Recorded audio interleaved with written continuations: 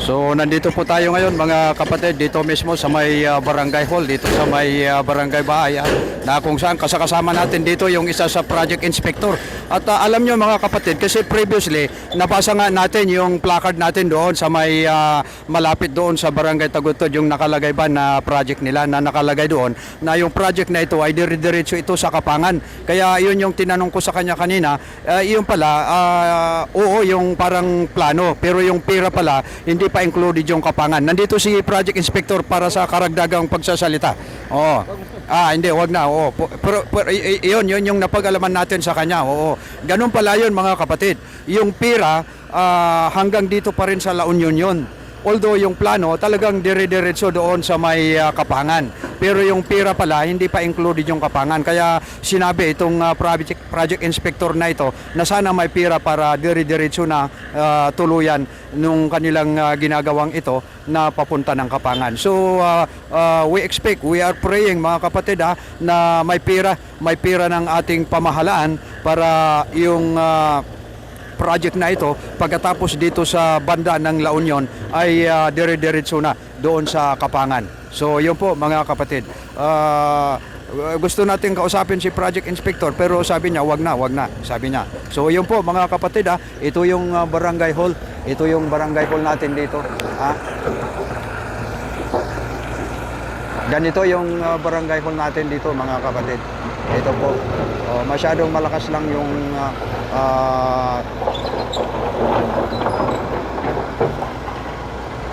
so yan po mga kapatid kasalukuyan. Yan po si project inspector talagang pinupokus niya, tinitingnan yung mga nagtatrabaho dito. So yun po.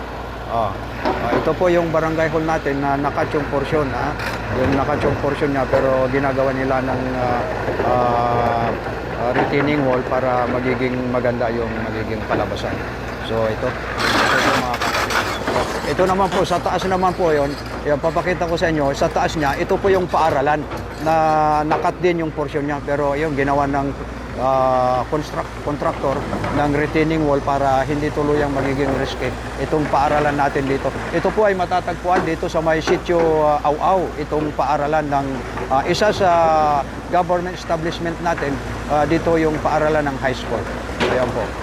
So yun po mga kapatid. Ito si project inspector ayaw magsalita ayan. Pero salamat sa kanya sapagkat napag-alaman natin yun. Oo. Yan po. So yan po mga kapatid ito po yung nagtatrabaho dito. Yan po.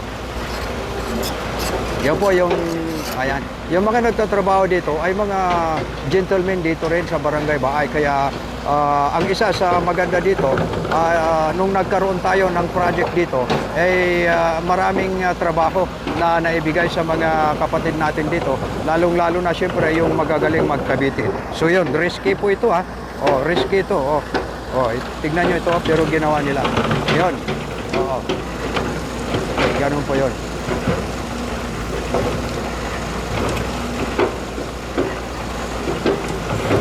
Yan po mga kapatid. Yan. Ito po yung isang bahay na nadali. Nabawasan po yung portion niya. Ito po. At saka doon din sa taas titignan natin doon sa taas. Yung bahay doon. Yan po. Yan po mga kapatid yung nabawasan na portion ng mga bahay. Ayun. Pero siyempre lalagyan din nila ito ng retaining wall para hindi tuluyang mag-erode yung lupa doon na nakat sa may gilid ng bahay doon sa taas. So yun po. So ganun po mga kapatid Yan po. Ito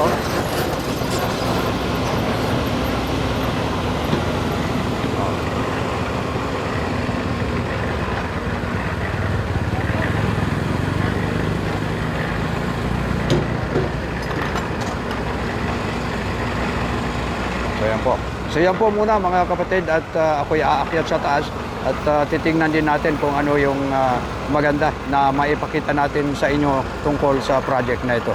So with this, ako muna ang inyong Lengkulo, laging nagsasabing kapwa ko, mahal ko. Ayun, magpaalam pa na rin sa mga yan po si Project Inspector maraming salamat po.